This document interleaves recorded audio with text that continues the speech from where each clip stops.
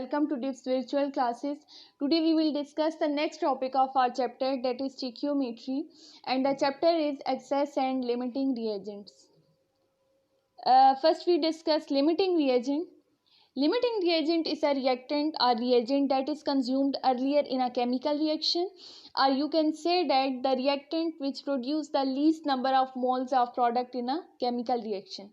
Suppose करें आपके पास कोई भी chemical reaction गिवन है जिसमें रिएक्टेंट्स जो हैं वो आपस में रिएक्ट करके प्रोडक्ट्स आपको दे रहे हैं.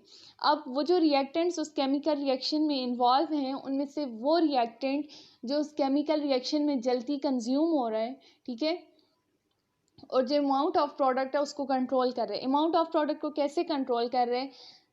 कोई भी रिएक्टेंट है जो जल्दी उस रिएक्शन में कंज्यूम हो गया. अब जब वो रिएक्टेंट जो है वो फुली तौर पे कंज्यूम है, मींस कि उसकी और अमाउंट नहीं है जो दूसरे रिएक्टेंट के साथ रिएक्ट करके आपको प्रोडक्ट दे सके, तो एक तरह से क्या हो गया, प्रोडक्ट्स की फॉर्मेशन स्टॉप होगी. तो आप कह सकते हैं वो रिएक्टेंट या वो रिएजेंट जो अमाउंट ऑफ प्रोडक्ट को कंट्रोल कर रहा है वो क्या है? Limiting reagent. नेक्स्ट वन क्या है? Access reagent. The reactants whose some amount remains unreacted or unused after the completion of reaction is called excess reagent. वो रिएक्टेंट या वो रिएजेंट जो क्या रह रहा है? अनरिएक्टेड या अनयूज रह गए केमिकल रिएक्शन के कंप्लीट होने के बाद. कोई भी रिएक्शन है जिसमें रिएक्टेंट्स इन्वॉल्व हैं, ठीक है. अब वहाँ पे क्या है कि लिमिटिंग रिएजेंट जो है वो ख़त्म हो गया, ठीक है, उसने प्रोडक्ट की फॉर्मेशन को भी क्या कर लिया? स्टॉप कर लिया. तो ये जो रिएक्टेंट है जो एक्सेस अमाउंट में प्रेजेंट है, हालांकि इसकी कुछ अमाउंट जो है फर्दर अनयूज या अनरिएक्टेड रह रही है, मगर दूसरा रिएक्टेंट ही नहीं है ये जिसके साथ रिएक्ट करे, मीन्स कि ये एक्सेस अमाउंट में पाया जाता है. आप क्या कहते हैं कि ये क्या है? Access reagent. सपोज करें 2 मोल ऑफ एल्यूमिनियम रिएक्ट कर रहे हैं 3 मोल ऑफ क्लोरीन के साथ और आपको दे रहे हैं 2 मोल ऑफ एल्यूमिनियम क्लोराइड, ठीक है. एल्यूमिनियम टू क्लोरीन रेशो क्या है? 2:3. इट मीन्स के एल्यूमिनियम को क्लोरीन के साथ रिएक्ट करने के लिए 2 मोल्स रिक्वायर हैं, ठीक है. 2 मोल ऑफ एल्यूमिनियम को 3 मोल्स ऑफ क्लोरीन जो हैं वो क्या है? रिक्वायर है. अब सपोज करें आपने 2 के बजाय 3 मोल ऑफ एल्यूमिनियम ले लिए और क्लोरीन के मोल जो हैं वो एज इट इज़ क्या हैं? 3 हैं. 2 मोल ऑफ एल्यूमिनियम रिएक्ट कर जाएंगे 3 मोल्स ऑफ क्लोरीन के साथ, जबकि जो 1 मोल ऑफ एल्यूमिनियम है वो अनरिएक्टेड रह जाएगा, अनयूज रह जाएगा. वो क्या है? Access reagent. जबकि जो क्लोरीन है जो जल्दी इस रिएक्शन में कंज्यूम हो गया उसको आप क्या कहते हैं कि वो है लिमिटिंग रिएजेंट.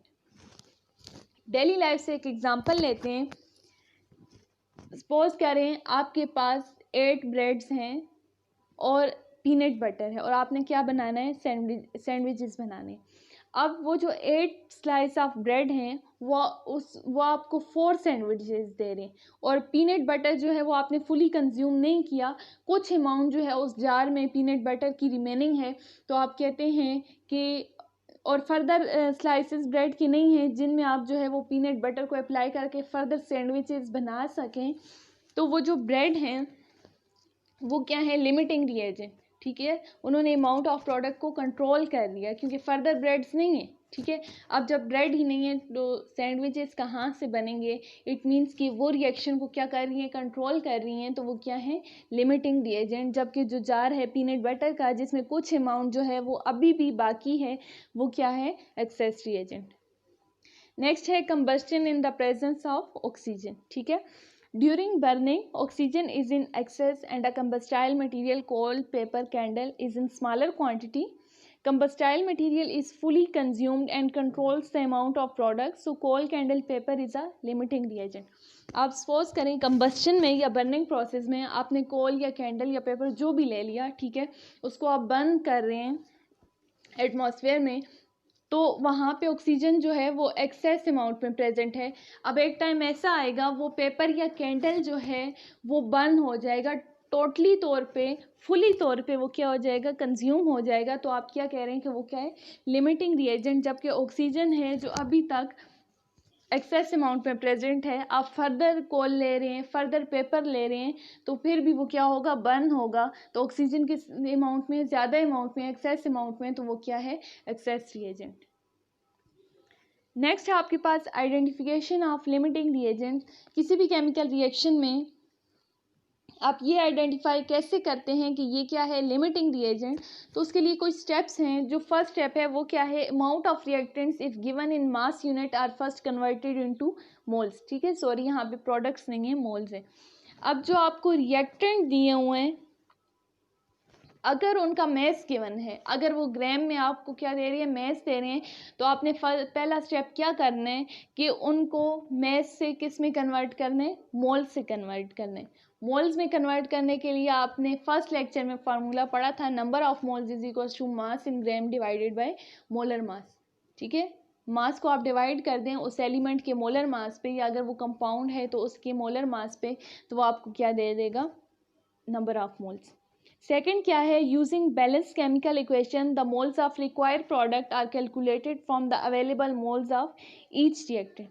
बैलेंस, आपने बैलेंस केमिकल इक्वेशन को यूज़ करके उनके कोफिशिएंट्स को कंपेयर करके जो दोनों रिएक्टेंट हैं उनसे मोल्स ऑफ प्रोडक्ट जो है वो फाइंड करने हैं। ठीक है, दोनों रिएक्टेंट जो आपको दिए हुए हैं उन दोनों रिएक्टेंट्स के मोल से आपने प्रोडक्ट के मोल को फाइंड करना है। The reactant which give the least number of moles of required product will be limiting reagent। उन दोनों रिएक्टेंट में से वो वाला रिएक्टेंट जो आपको कम मोल देगा, लीस्ट मोल देगा किसके, प्रोडक्ट्स के, तो वो क्या होगा, लिमिटिंग रिएजेंट। नेक्स्ट है आपके पास significance of concept of limiting and excess reagent.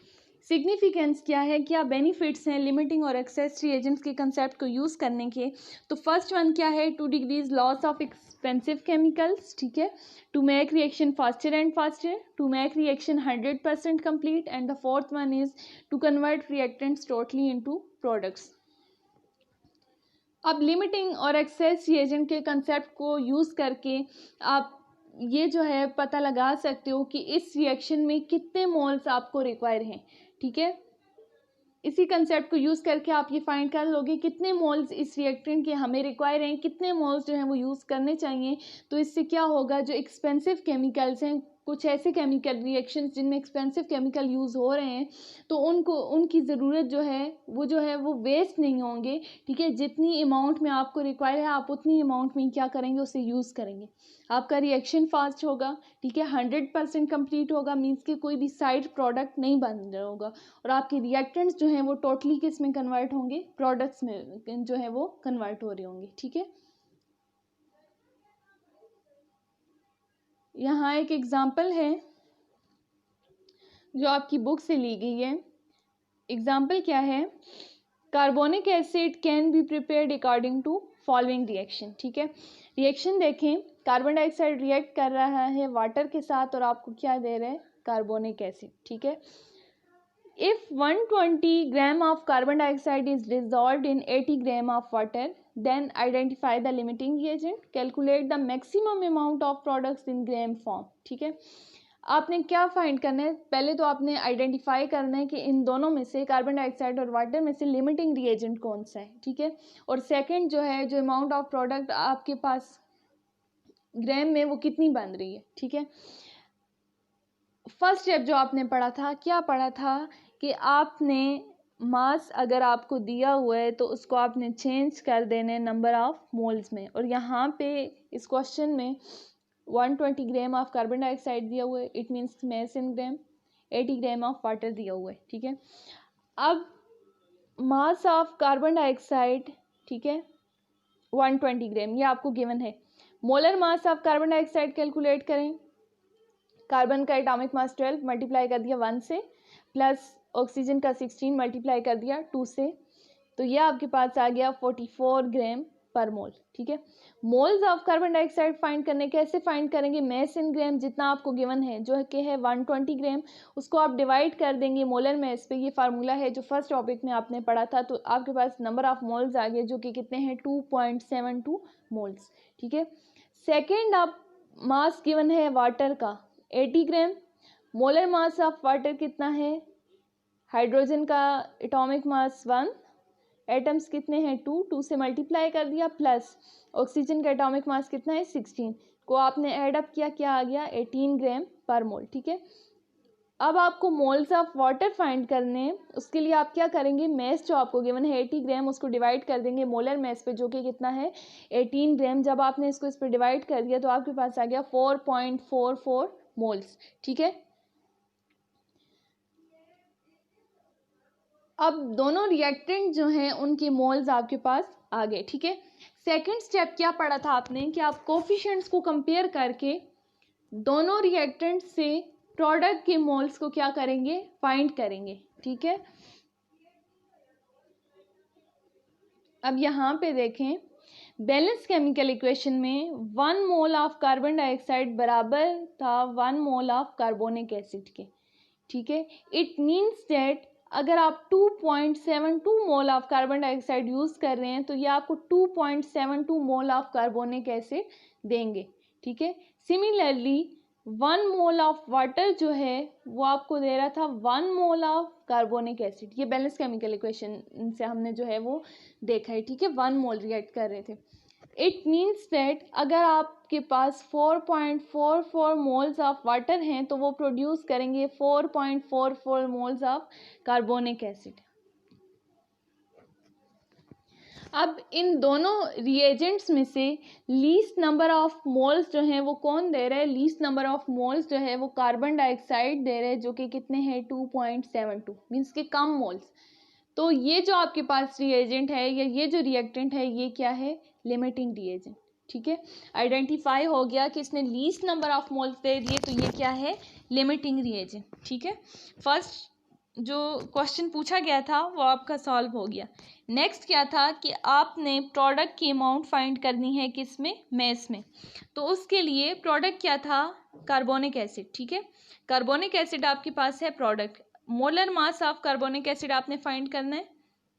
इसको मल्टीप्लाई किया इनके एटॉमिक मासेस को, उनका सम किया तो ये क्या आ गया 62 ग्राम पर मोल। ठीक है, अब मोल्स ऑफ कार्बोनिक एसिड कितने हैं, least number of moles of carbonic acid क्या आए थे 2.72 मोल ऑफ कार्बोनिक एसिड। याद रखें जो दोनों रिएक्टेंट से आपने मोल्स फाइंड किए तो वो मोल्स जो आपके पास लीस्ट नंबर में हैं उन नंबर ऑफ मोल्स को आपने मल्टीप्लाई करना है मोलर मास से, ना कि उनको जो आपके पास एक्सेस अमाउंट में। ठीक है, क्योंकि आपने पढ़ा कि लिमिटिंग रिएजेंट कंट्रोल कर रहे हैं अमाउंट ऑफ प्रोडक्ट को, तो जो एक्सेस अमाउंट में नंबर ऑफ मोल्स हैं वो तो आपके पास बन रहे नहीं, वो तो जस्ट सपोजिशन है। ठीक है, वो जस्ट आपने आइडेंटिफाई करने के लिए किया। तो वो जो least number of moles of product है उसको आप क्या करेंगे, मल्टीप्लाई करेंगे मोलर मास से। लीस्ट नंबर ऑफ मोल्स कितने हैं 2.72। ठीक है, उसको आपने मल्टीप्लाई कर दिया 62 से तो आपके पास मैस इन ग्राम आ गया जो कि कितना है 169.07 ग्राम। इट मीन्स कि जो मैक्सिमम अमाउंट प्रोड्यूस होगी कार्बोनिक एसिड की वो कितनी होगी 169.07।